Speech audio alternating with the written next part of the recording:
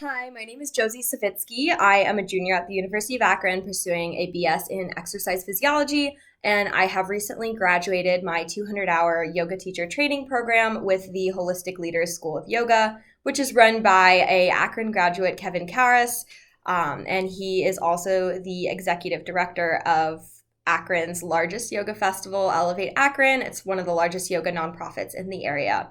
Today I'm going to be talking about the history of yoga in the United States. So the foundational texts that made really popularized yoga and made it more accessible in the US, the changing American perspective on yoga, and some of the most influential teachers in popularizing yoga here in America.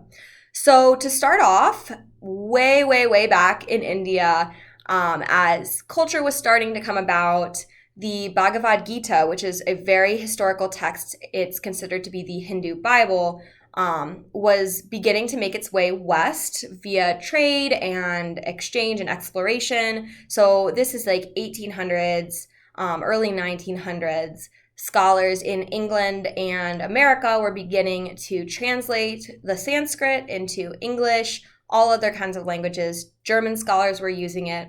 Author Laura Douglas talks about how the Bhagavad Gita really changed perspectives in terms of personal exploration. So a lot of other cultures west had a very collective idea of how they wanted their government to be. It was very collectivist, very everybody centered. But the Bhagavad Gita really focuses on self-transformation and governing the self instead of other people. So that was really what's kind of started changing ideas westward. It's again considered to be a really holy text in the Hindu religion, so its historical significance is very obvious.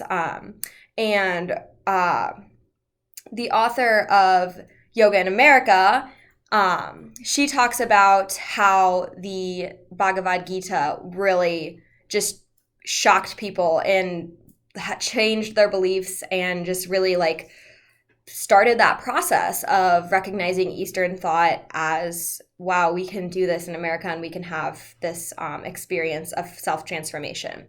So the second historical text that really started to popularize yoga continued off of that self-transformation path. It's the Yoga Sutras of Patanjali. So the legend goes that Patanjali, we're not sure if he is a god, if it's a deity, a person. It's really unknown, and there are several translations of this text, but essentially it outlines the 8 limbs of yoga.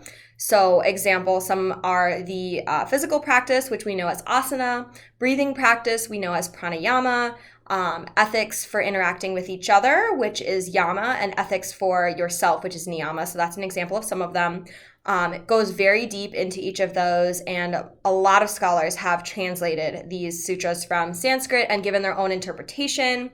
Iyengar talks about how this really is the foundation for yoga, for all yoga. So whether that's your physical practice or your spiritual practice or your mental, emotional practice, Patanjali's words and verses in the sutras are absolutely essential for understanding yourself. Even some really well-known scholars like Henry David Thoreau wrote his own interpretation of the Yoga Sutras of Patanjali, and this became a really solid backbone for him in his Transcendentalism movement, which we know today is very, very popular.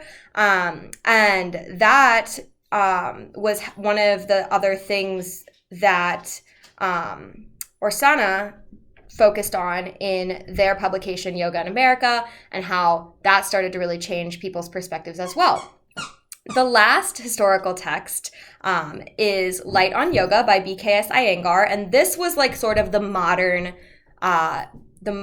resource on yoga. So this was written in 1963 when the physical movement and exercise movement was sweeping America, and this was how to benefit from yoga. So whether that's the physical breathing practice or a mental emotional practice, Iyengar was a direct lineage from one of the first well-known teachers in India. We'll talk about that later.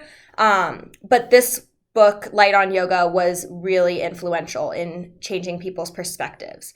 So speaking of perspectives, now we're going to shift a little bit to talk about how the perspective changed in America over time. So initially, late 1800s, 1900s, people did not like the idea of Eastern ideas. America's culture was heavily Judeo-Christian, as we've talked about in my teacher training with my teacher, Kevin Karras. People did not like new ideas. And that's something we see throughout history. Just things that are new, it's very difficult to cope with. Yoga was seen heavily like satanic and occult just because the religion was different. And people weren't essentially aware that you could practice yoga and not have the religious experience. And you didn't have to like convert to Hinduism or anything like that. It had no connection.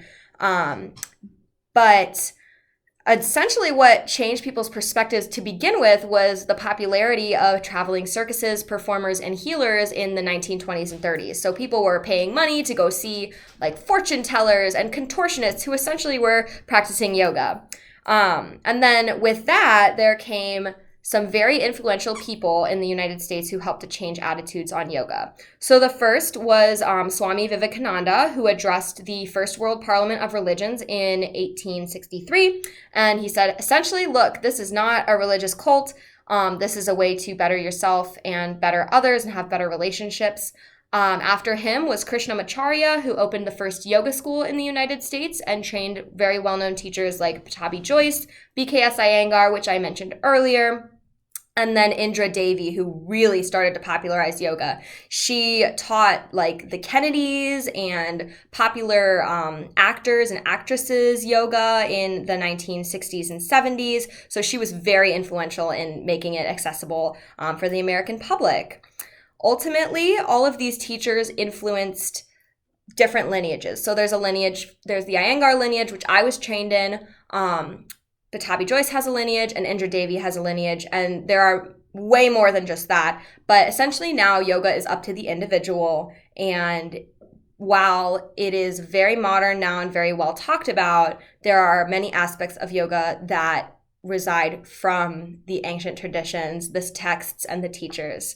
Thank you so much. I appreciate your time, and my email is listed in the comments, so just let me know if you have any questions. Thank you again. Bye-bye.